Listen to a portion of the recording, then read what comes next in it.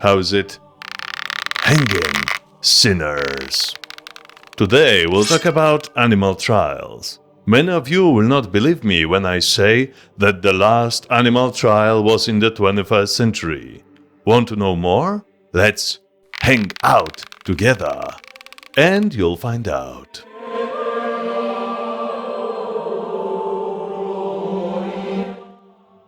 First of all, why have people, since the Middle Ages, tried to judge animals in courts? They even granted them lawyers called experts. Why did all those who gained the unique knowledge of reading and writing preoccupy themselves with such curiosity as passing sentences on to animals? The Middle Ages mark a written codification of laws throughout Europe, and because those who couldn't read and write were in majority of human population. Yes, in the Dark Ages, uneducated simpletons were majority. Therefore, treating animals as culprits was a simple message to populace. Law-abiding is unavoidable, and everyone is granted a fair trial, since seeing is believing. But, as we know to this day, some people believe the earth is flat, so stupidity cannot be eradicated, even with the most appealing science. And we know that stupidity goes both ways. Reading and writing not always save from it. So, passing sentences onto animals very often has been walking a tightrope.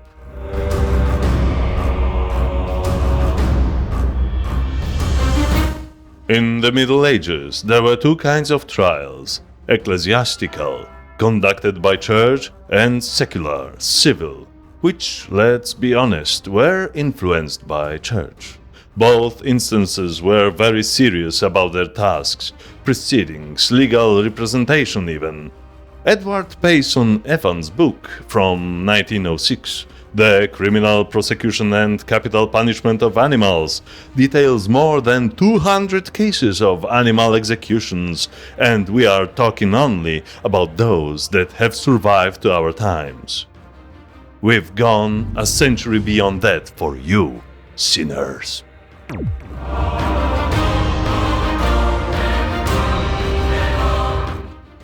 It is obvious that we begin with ecclesiastical trials. Closer to my field, ecclesiastic meaning those passed by the church officials.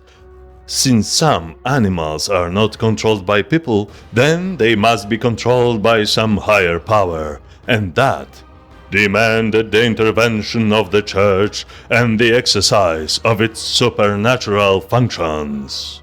Put it simply, those were the cases concerning evil nature of nature itself.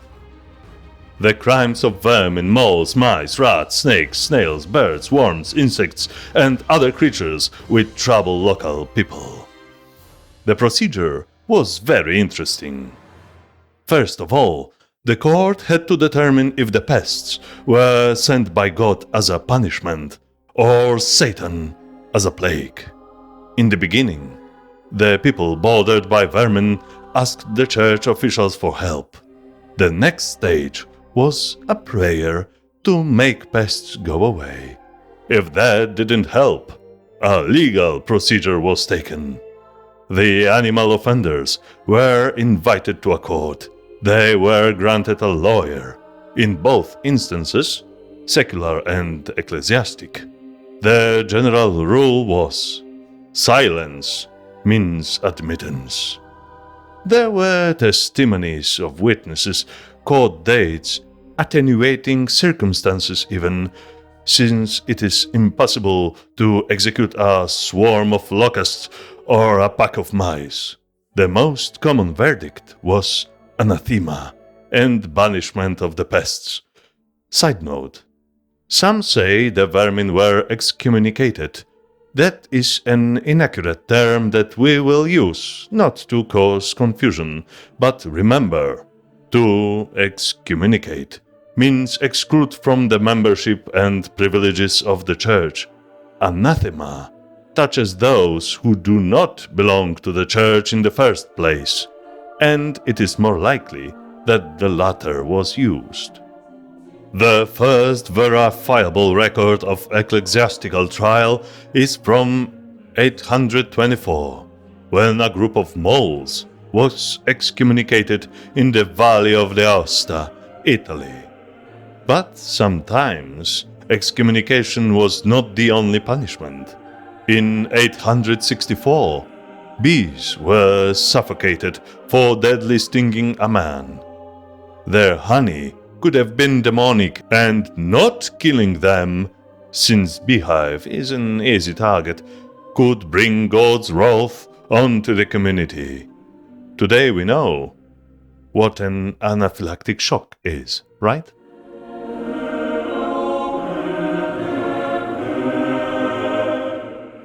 And now we get to the most interesting cases of those church trials.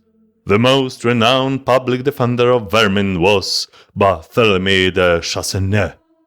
He was the inspiration of the lawyer played by Colin Firth in the 1993 movie The Hour of the Pig, also known in the USA as The Advocate. But Barthélemy de Chasseneuil is best known for his daring defense of rats in the 16th century Haute France. Rats were charged by ecclesiastical court with crime of eating barley crops. The court date was set, and when they did not show in court, Rat's attorney, Chasseneuil, explained that it is because they hadn't been properly notified of the date, since they move all the time from one place to another.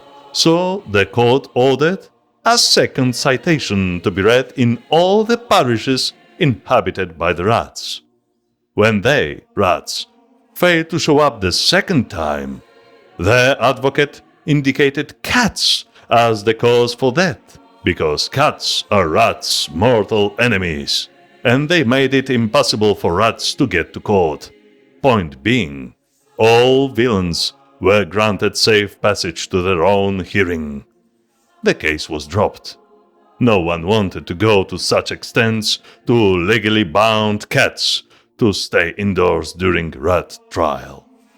Everyone thinking church court thinks about Inquisition, burning at the stake. Well, beside the fact that there are basically no 100% black cats thanks to witches' trials, ecclesiastic judges had impressive mercy. In 1519, in Stelvio, Italy, field mice were accused of damaging crops. Their attorney explained that his clients acted on behalf of peasants eating insects that could endanger the crops. He lost his case, and the verdict was the banishment of the mice. They had 6 days, which was a normal time in these cases, and to relocate, and granted a safe passage. Pregnant, or those looking after the young, were granted up to 14 days. Huh? This is going to stun you sinners.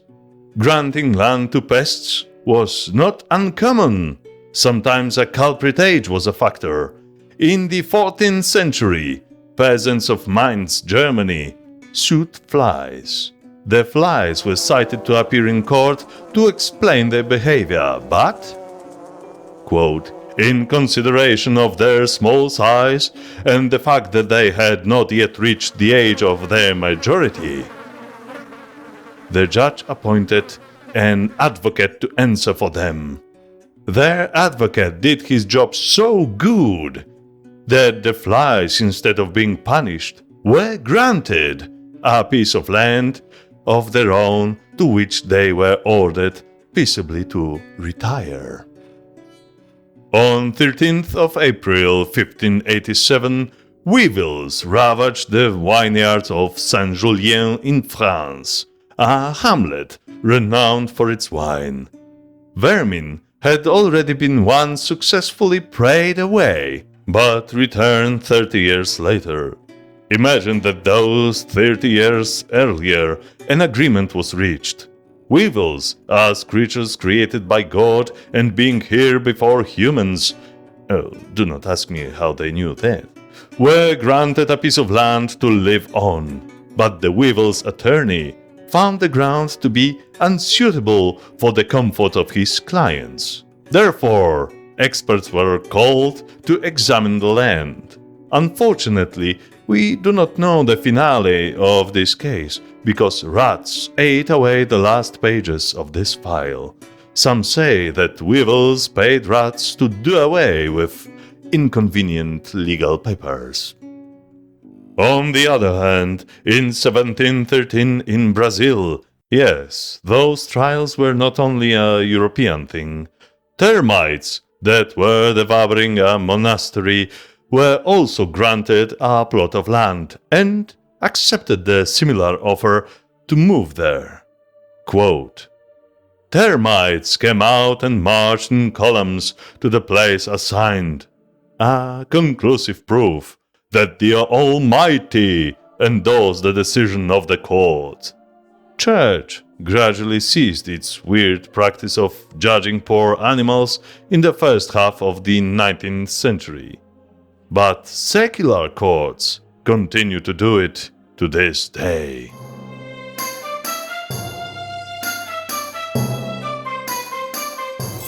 Secular, normal courts in the Middle Ages took on cases mostly of domestic animals, or, in other words, those that men can take control of. Most common were pigs, but also bulls, horses, cows, sheep, goats, foxes, wolves, and dolphins. Those were tried and executed in Marseille, France, in 1596, and that is all we know about trials of those beautiful creatures. As I mentioned already, even though secular, yet still under the influence of the church. One pig got sentenced to being dismembered alive because it ate a child on Friday. Friday is in Catholicism a day of fasting. Hence, the pig was accused of crime with premeditation. Other pig was charged of eating a Holy Communion wafer. How did a pig get to it in the first place? Most of those were the cases of people's neglect pinned on poor creatures. The owner's only punishment was the loss of the villainous animals. Those were generally executed by hanging, yet not on gallows but tree. They were often dressed like humans, and their meat was treated like taboo. During trials, animals were kept in jail, fed and provided like any other prisoner. Hell, even the executioner charged like for a human. All this fuss because it was the easiest way to send a message to the uneducated people. No crime is left unpunished. Otherwise, it would leave a room for the devil to plant his seed. And at the same time, conveys a simpler message. Everyone deserves a fair trial, even the pig. The sense of inevitability of punishment decreases criminal behavior. One of the most unusual pig cases happened in December of 1457 in Savigny-sur-Étang, France. A pig and her 6 piglets were caught in the act of killing a 5-year-old boy. All 7 pigs were imprisoned and eventually brought to trial. As usual, the owner was not guilty of neglect, and animals were to be executed by hanging. That is what happened to the mama pig. But could the piglets be treated like minors? Yes. The owner was offered to bail them out, but refused, because he couldn't promise they'd behave. So, in the second trial, 3 weeks later, the 6 little porklets were acquitted due to their youth and the bad example set by their mother. And also because of the lack of firm evidence of their guilt, even though they had been found stained with blood.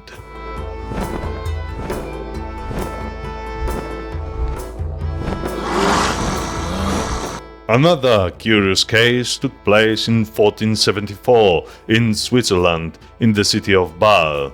The rooster was burned at stake for the heinous and unnatural crime of laying an egg. And at that time everyone knew that it would hatch a basilisk or cockatrice, some kind of poisonous dragon. Not to mention that it is anatomically impossible for a rooster to lay eggs. No, everyone back then was an expert on demons, witches and monsters, not on basic biology. The cock's attorney tried to indicate that his client had no pact with the devil and the laying an egg was an unpremeditated and involuntary act.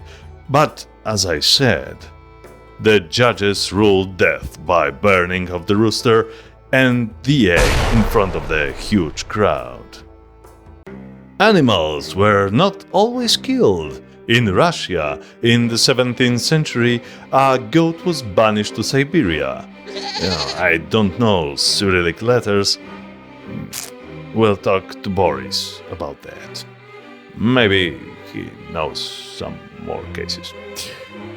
The closer we get to the 20th century, the more complex the cases. The first documented lawsuit stating that it is the owner who is responsible for the animal and damages it caused is from 1864 in Pleternica, Slavonia, that's Croatia. It was probably the last time a pig was put on trial in Europe. A pig which ate the ears of a small girl was tried and given the usual death sentence for having maliciously bitten off the ears of a female infant. Its owner was sentenced to labor in order to provide a dowry for the earless girl, so she still could get married. Yes, not love, but money counts. Now you can get insured for the damages your animal may cause, but cannot insure your broken heart. The closer to contemporary times, the weirder it gets. Not everyone knows what happened in Hartlepool, England, during the Napoleonic Wars. Well, at the beginning of the 19th century, a shipwrecked monkey wearing a funny tiny French uniform was hanged by the people of Hartlepool, believing him to be a French spy. Neither they knew the language well, if at all, nor knew how the French looked like. No surprise, the monkey was not able to speak any language, so wearing a uniform and not speaking, it must have been a French spy. Some say that it actually might have been a French boy loading guns on the ship, a powder monkey, as they were called. At football matches between local rivals Darlington and Hartlepool United, you can still hear the chant, "Who hung the monkey?" Dear Simians, when it says no smoking, it means no smoking.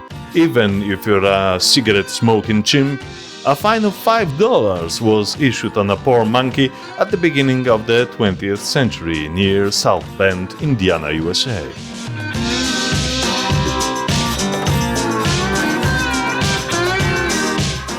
In the 20th century, the place of hawks take dogs, and judicial circus still goes. Talking of a circus, there is only one known case of hanging an elephant. It happened in Irwin, Tennessee, USA, on September 13th, 1916. The Sparks circus worker was mauled to death by the elephant called Mary after he jabbed her in the head with a spear-like stick. Well, I bet that the animal would have won the case in medieval times. Hell, I tell you more. the chain that was used broke. That, according to medieval law, annulled the punishment. But no! Poor animal was hanged again until died.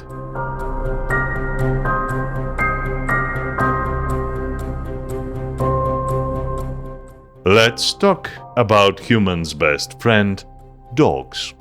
In 1906, in Swiss Delémont, a man was robbed and killed by a team of two men, quote, with the fierce and effective cooperation of their dog. All three, the two men and the dog, were tried for the crime. The court sentenced the two men to life in prison, the dog as the chief culprit, without whose complicity the crime could not have been committed, was given a death sentence. Can a dog be framed into a murder of a cat? Yes.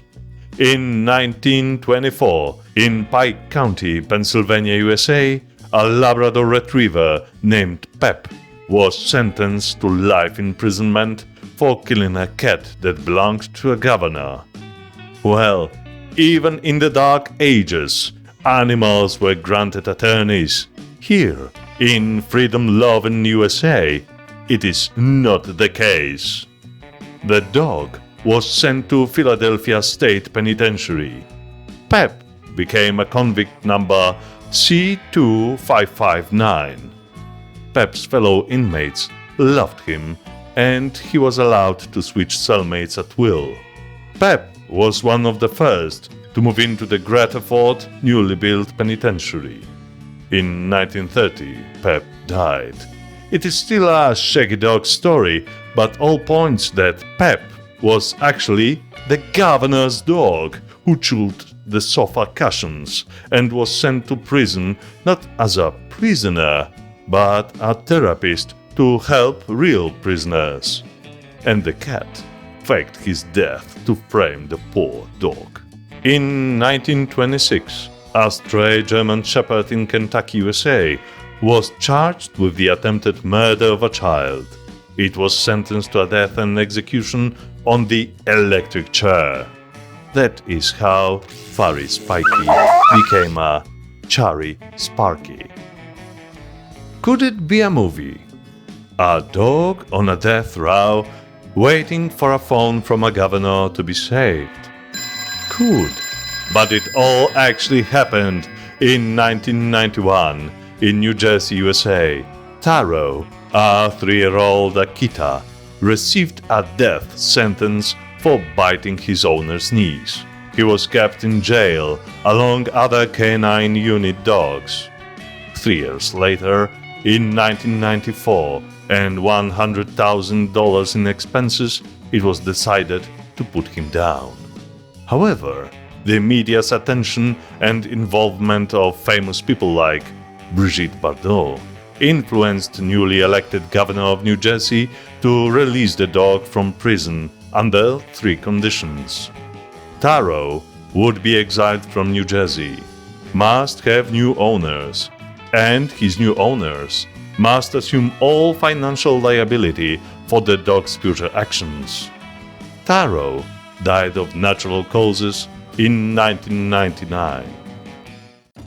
In 1974, a dog in Libya was tried and convicted of biting a human and was sentenced to a month in prison only on bread and water.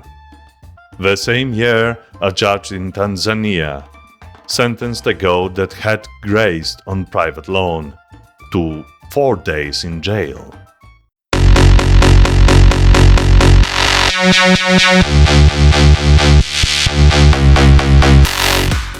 And finally, 21st century. What could happen, you ask? A lot. In 2008, in Bitola, Macedonia, a bear was sued by a beekeeper for raiding his hives. An interesting fact: a beekeeper used Serbian turbo folk music to keep a bear away, but when the generator powering the whole bee party had died, a honey theft started. Well, a verdict was passed in absentia of the culprit. The bear has now a criminal record and since has no owner and is an endangered species. There, the beekeeper received circa $3,500 of public money. That's logical, right? All that was interesting, curious, stupid, or scaring even, but advanced civilization calls for advanced legal action, even concerning animals.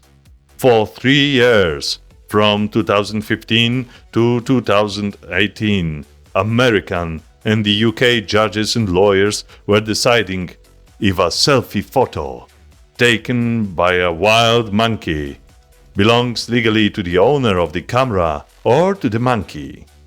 For now, monkeys do not have legal grounds to call themselves photographers, but it all depends where camera's owner's from. One photo may be copyrighted, some go straight into the public domain. A country the animal is from seems irrelevant.